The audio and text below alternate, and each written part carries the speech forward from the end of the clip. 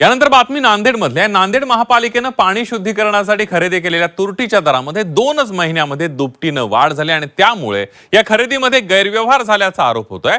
आखाती देशातील युद्धजन्य परिस्थितीमुळे दर वाढल्याचा खुलासा प्रशासनानं केला असला तरी हा संपूर्ण व्यवहार वादाच्या भोवऱ्यात सापडलाय. बघूयात नेमकं काय झालंय.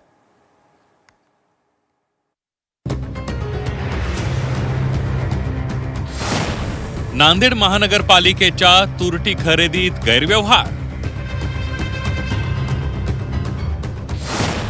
42 लाखांचा दर पोहोचला थेट 1,02,00,000वर. 2च महिन्यात तुरटीचा भाव दुपटीने वाढला. भाव वाढ दिल्यानं निविदा संशयाच्या भोवऱ्यात. नांदेड महापालिकेला पाणी शुद्धीकरणासाठी दरवर्षी जवळपास 400 टन तुरटी लागते. निविदा प्रक्रिया करून पुरवठादाराकडून तुरटी खरेदी केली जाते. 2024-25 साठी 10,650 प्रतिटन दराने निविदा मंजूर करण्यात आली. पण या वर्षीच्या खरेदीसाठी काही कारणानं विलंब झाला. त्यात पुरवठादारानं त्याच दराने पुरवठा करणं शक्य नसल्याचं कारण सांगितलं. फेरनिविदेत मात्र त्याच पुरवठादाराला थेट 25,500 रुपये प्रतिटन दराने कंत्राट देण्यात आलं. काही महिन्यातच दुप्पट दराने मान्यता देण्यात आल्यानं यावर नगरसेवकांनी आक्षेप घेतला. नगरसेवकांनी तुरटीची पाहणी केली असता अ दर्जाची तुरटी सांगून कमी दर्जाची ब दर्जाची तुरटी पुरवण्यात आली. ब दर्जाची तुरटी पुरवली जात असताना 42 लाखाची खरेदी 1,02,00,000वर कशी गेली असा सवाल उपस्थित करत राष्ट्रवादीनं या व्यवहाराची तपासणी करण्याची मागणी केली आहे. गेल्या वर्षी ते तुरटीचं दर जे आहे ते 40 लक्ष होतं, ते 40 लाख होता आणि आता 6 महिन्यानंतर किमान 6 महिन्यात त्याचा दर दुपटीने आणि तिपटीने कसं वाढतात याच्यामध्ये लोकांना सगळ्यांना संभ्रम आहे.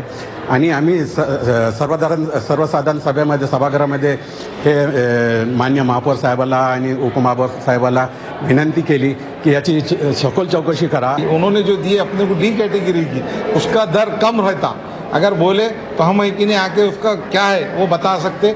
इससे पहले भी हमने सभागृह के अंदर इसका विषय उठाए थे आज से 10 साल पहले.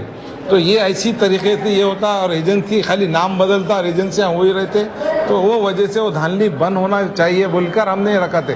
सभागृह के अंदर अभी तक के ये इस तरीके का घोटाला कभी हमको देखने में नहीं आया.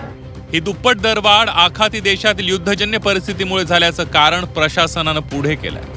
तुरटी बनवण्यासाठी लागणारं केमिकल आखाती देशातून येतं, पण युद्धामुळे केमिकलचे दर वाढल्याने ही दरवाढ झाल्याची प्रशासनाचं म्हणणं आहे.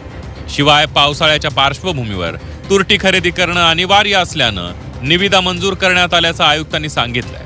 हा खर्च जो आहे तो 1 कोटी रुपये प्रति वर्षाचा दिसतो. आपण हे ॲग्रीमेंट जे आहे ते कंडिशनल केलेले आहेत की भविष्यात जर हे दर कमी झाले तर आमच्यावरती हा ॲग्रीमेंट बंधनकारक नसणार आहे.